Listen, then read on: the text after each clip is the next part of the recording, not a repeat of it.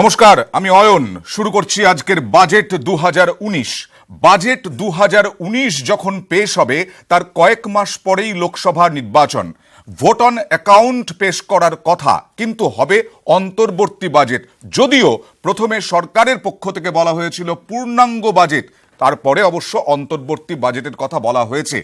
কিন্তু এই অন্তর্বর্তী বাজেট নিয়েও বিতর্ক চরমে, কারণ যেভাবে মোদী সরকারের বিরুদ্ধে বিরোধীরা তোপ দাগছেন, তাতে শেষ মুহূর্তে এই অন্তর্বর্তী বাজেটই কি কল্পতরু হবেন নরেন্দ্র মোদী? এই অন্তর্বর্তী বাজেট ভোটের মুখে বাজেটে চমক কি দেবেন? জনমোহিনী বাজেট হবে মোদী সরকারের। কতটা পারবেন জনমোহিনী হতে নরেন্দ্র মোদী? মধ্যবিত্তের মন জিততে মরিয়া সরকার, কিন্তু এই মুহূর্তে দাঁড়িয়ে কতটা মধ্যবিত্তের মন জিততে পারবেন?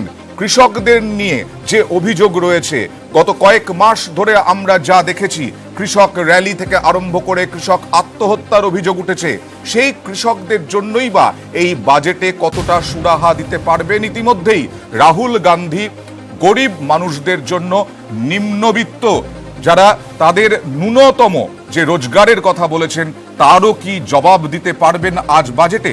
আমরা আসব।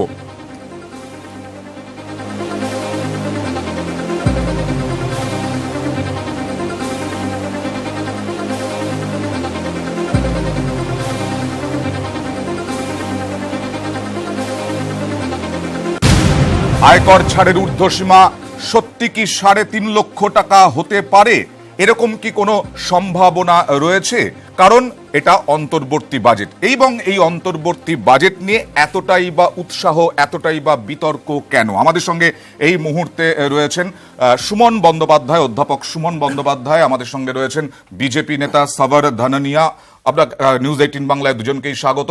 আমাদের সঙ্গে রয়েছেন কংগ্রেস নেতা সন্ময় বন্দ্যোপাধ্যায়। আমাদের সঙ্গে রয়েছেন রাজনৈতিক বিশ্লেষক অধ্যাপক বিশ্বনাথ চক্রবর্তী। আপনাদের সবাইকে নিউজ 18 বাংলায় স্বাগত জানাই।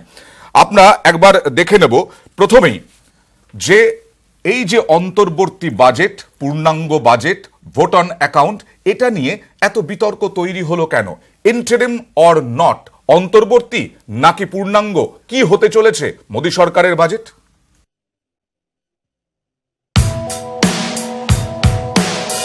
ভোটের মুখে বাজেট।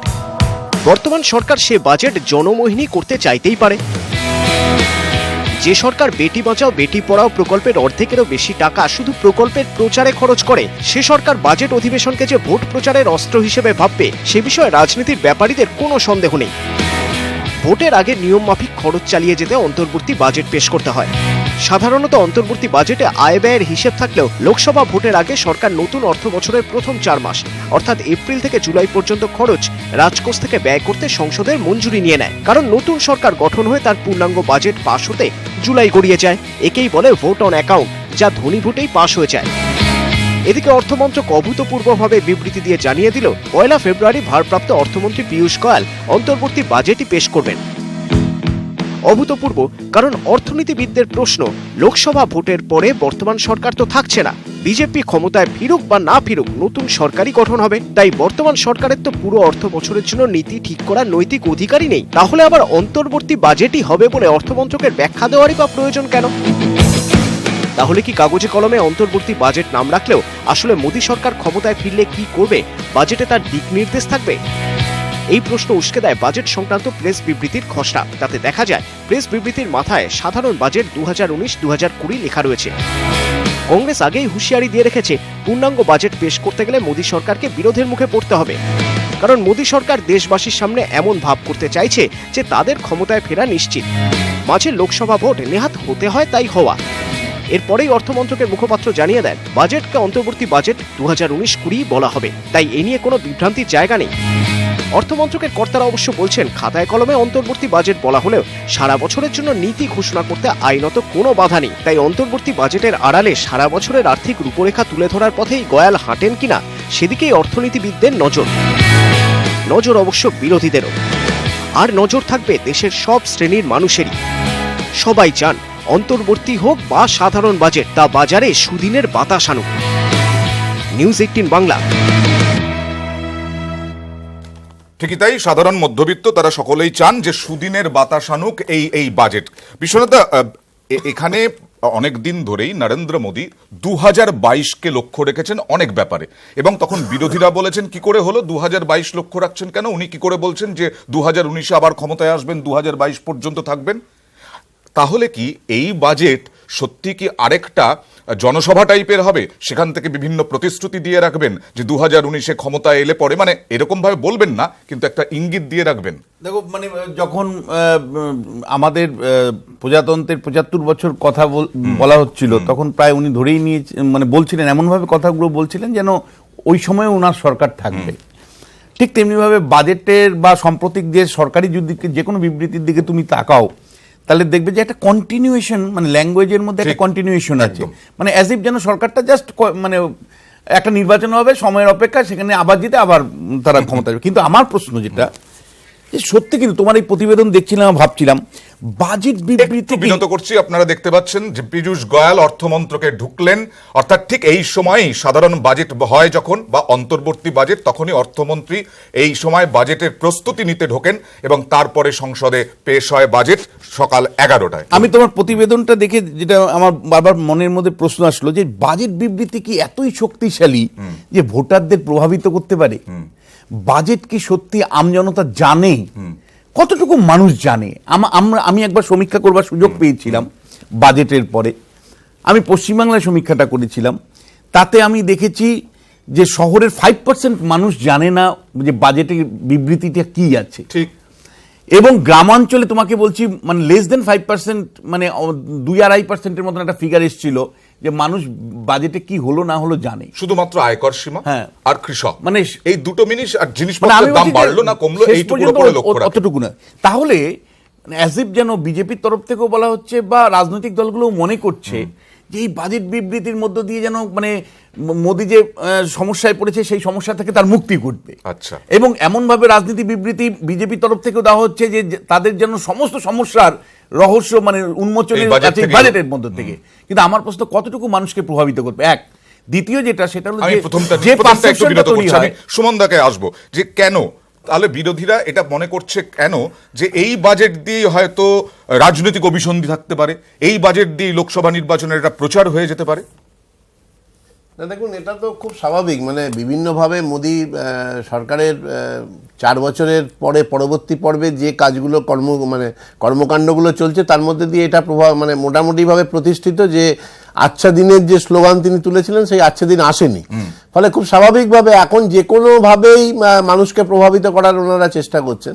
যেমন ধরুন উড়ি ছবির যে মানে দেশাত্মবোধের কথা তুলে সেটাতেও তারা বারবার ধরে অ্যাক্সিডেন্টাল প্রাইম মিনিস্টার, এগুলো সাধারণ মানুষের কাছে পৌঁছায়। বিশ্বনাথ দা যেটা বলছেন যে বাজেটটা সাধারণ মানুষ অত আগ্রহী না, একেবারেই না। বাজেটের কি রিফ্লেকশন আছে? আপনি ধরুন আজকে 72 বছরের স্বাধীনতার পর ভারতবর্ষের যে আর্থিক অবস্থা, তাতে কি আপনার আদৌ মনে হয় যে এই বাজেট খুব বেশি প্রয়োজনীয়, খুব বেশি সাধারণ মানুষের কাছে গেছে? মানে যে ইকোনমিক সার্ভে মানে পাওয়া যাচ্ছে, যেটা ওয়ার্ল্ড ইকোনমিক ফোরামে, তাতে বলছে যে শেষ 1 বছরে কাদের উন্নতি হয়েছে না, সেই 1% মানুষের, ধনী মানুষের, যাদের 39% সম্পদ বেড়েছে।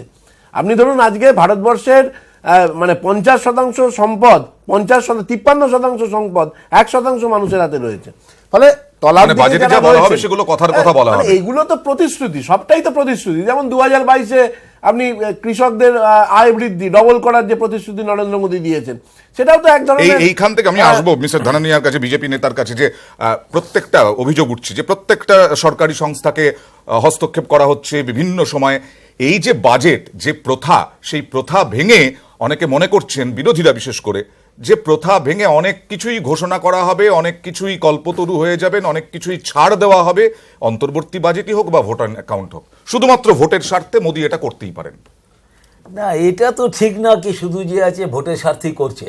একটা সেন্ট্রাল গভর্নমেন্ট আছে, একটা কন্টিনিউটি বলে জিনিস আছে, ওটা ওনাকে যে আছে এটা দায়িত্ব আছে কি উনি যে শুধু 5 বছরের জন্য রয়েছে শুধু ওর জন্যই চিন্তা করবেন, তা তো ঠিক না। উনি ওনার পলিসি নিয়ে যে আছে দেশকে কি করে আগে নিয়ে যাওয়া যায়, ওই নিয়েই যে আছে ওনাকে চিন্তাধারা করে নিয়ে ওনাকে প্রত্যেকটা পলিসি, প্রত্যেকটা বাজেট, প্রত্যেকটা যে আছে রিস্ট্রাকশন ওইভাবে করা উচিত। সেই জন্য 2022 লক্ষ্য রেখেছে। 2022 তো যে আছে একটা 75 ইয়ার্স ধরে নেওয়ার পরে আছে 47-এর পরে একটা 2022 লক্ষ্য নিয়েছে। উনি যে আছেন তো অনেক কাজগুলো করা হচ্ছে কি যেগুলো 2022 পরেও যে আছে এটা থাকবে। তাহলে যে আছে একটা সরকার যদি 5 বছরের জন্য আসে, তার মানে এটা না কি ও শুধু 5 বছরের মধ্যেই চিন্তা করবে, 5 বছরের মধ্যে সবকিছু করা সম্ভব না। ঠিকই। তাহলে ওই কাজের জন্য ঠিকই। তো যে আছে 5 ওকে বছরের একটা মধ্যে লং সবকিছু টার্ম করা পলিসি সম্ভব নিতে না। হবে, লং টার্ম পলিসি নিতে হবে। আজকে না, যে আছে policy- এবং না, দেশের জন্য যে দেশের দেশের জন্য জন্য এটা- যে অনেক দিন ধরে ভাবছেন, হ্যাঁ। এইটাও বোঝাচ্ছেন এটা নরেন্দ্র বোঝাবো। মোদী। এখন যেরকম সত্যি আমি তো। একটা কথা বলি ডিফেন্সে প্রোডাকশনের ব্যাপারে, আমরা যে আছি আজকে যে আছে যদি দেশের মধ্যে ডিফেন্স রিকোয়ারমেন্টে প্রোডাকশনটা যদি দেশে করতে চাই, তাহলে এটা 2 বছর 4 বছর 5 বছরের মধ্যে হতে পারে না। একটা লং টার্ম পলিসি আছে, এই না, না, সরকার এটা এইভাবে বুঝতে পারবে না। এই পলিসিটা নিয়েছে। না, এক সেকেন্ড একটু শুনুন। সেটা হলো যে পার্লামেন্টারি ডেমোক্রেসিতে 5 বছর একটা সরকার চলে।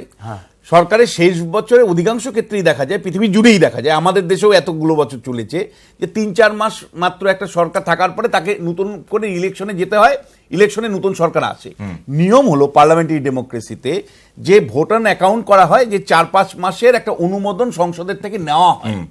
মানে এই অনুমোদনটা এমন, মানে এটা রেসপেক্ট করা হয় যে নির্বাচনের পরে নতুন সরকার যখন আসবে সে পলিসি সিদ্ধান্ত নেবে, অর্থাৎ বাজেটের মূল পলিসি সিদ্ধান্তটা পরবর্তী সময় মানে নির্বাচনের পরে যে সরকার আসবে তার হাতে ছেড়ে দেওয়া হয়, আর কেবলমাত্র ব্যয় নির্বাহ করবার জন্য এখানে ভোট অন অ্যাকাউন্ট করা হয়। এটাই পার্লামেন্টারি সিস্টেমের নিয়ম, এটাই প্রথা। একটা কনভেনশন আর একটা কম্পালশন। এই যে আপনি compulsion এর কথা বলছেন। এই যে একটা কথা compulsion এর কথা বলে আমি ফেললেন। একটা কথা বলতে চাই, এই যে রয়েছে 5 মাস যে আছে কি 3 মাস 4 মাসের জন্য সময় নষ্ট করে তো কোনো লাভ নেই। না না, আপনি আজকে পলিসি আমাদের- সিদ্ধান্ত নিতে পারেন না, policy- কারণ নতুন সরকারকে আপনাকে না, policy সিদ্ধান্ত তার হাতে নিয়ে- ছাড়তে হবে। policy সিদ্ধান্ত এটা নিয়ে- আপনার নৈতিক দায়িত্ব, এইটাকে- এটা কনভেনশন নৈতিক যদি দায়িত্ব। এরাই আসে তাহলে একটা কন্টিনিউটি থাকবে। অন্য না, সরকার এই- সব সময় এই কনভেনশন অন্য বজায় সরকার রাখতে যদি হবে change করতে নাকি পারে। কম্পালশনটাও আছে সঙ্গে, এটা political এবং তার compulsion। সঙ্গে দেশেরও কম্পালশন, Compulsion দেশের আছে। জন্য কম্পালশনের জন্য ভাবছেন যে compulsion নরেন্দ্র মোদী। আছে, ওর উপরে- আমরা অর্থনীতিবিদের কাছ থেকে জেনে নেব, এরপরে পরিষ্কার করে নেব, স্পষ্ট করে নেব যে আজকে যে ভোট অন অ্যাকাউন্ট, অন্তর্বর্তী বাজেট, পূর্ণাঙ্গ বাজেট, যা যা বলা হোক না কেন, এর মধ্যে পার্থক্যটা কি? সাধারণ মানুষ বাজেট নিয়ে কতটা আগ্রহী সে প্রশ্ন দূরে রেখে সাধারণ মানুষকে সহজ করে বোঝানোর দরকার আছে কেন অন্তর্বর্তী বাজেট। সালমান খুরশিদ কি বলছেন কংগ্রেস নেতা, দেখে নেওয়া যাক। I think the budget has become irrelevant now. What is important is report to the people. And the report to the people will be in the general elections of 2019. So no matter what they do with the budget, and you know that the last budget is not a formal budget, last budget is only a vote on account. If they want to pass a full budget, it'll be a waste of time for them, because ultimately when the new government comes in May 2019, they will bring the budget, which will be a budget for the people of this country. BJP নেতা শাহনওয়াজ হোসেন তিনি ঠিক কি বললেন, দেখে নেওয়া যাক। देखिए, ये उम्मीदों का बजट है। प्रधानमंत्री नरेंद्र मोदी जी एक एक पल देश की जनता के लिए जीते हैं, और जब वो बजट ला रहे हैं तो वो भी जनता की उम्मीद पे पूरी तरह खड़े उतरेंगे। पहले भी प्रधानमंत्री नरेंद्र मोदी जी जनता को बजट के ज़रिए बहुत सारी रिलीफ दिया है। इस बार भी जो बजट आ रहा है इससे भी बहुत सारी उम्मीदें लोगों की जुड़ी हैं, और 100% खड़े उतरेंगे प्रधानमंत्री जी। শাহনওয়াজ হোসেনের বক্তব্যে বেশ কয়েকটা পয়েন্ট আছে, তা হলো যে আশার বাজেট, ভোট অন অ্যাকাউন্ট নয়, আশার বাজেট। দ্বিতীয় নাম্বার হচ্ছে যে এর আগেও মধ্যবিত্তকে, সাধারণ মানুষকে বহু রিলিফ দিয়েছেন নরেন্দ্র মোদী, এবারের বাজেটেও কেন নয়? একটা ছোট্ট বিরতি নেব, বিরতির পর ফিরে আসছি, সঙ্গে থাকুন।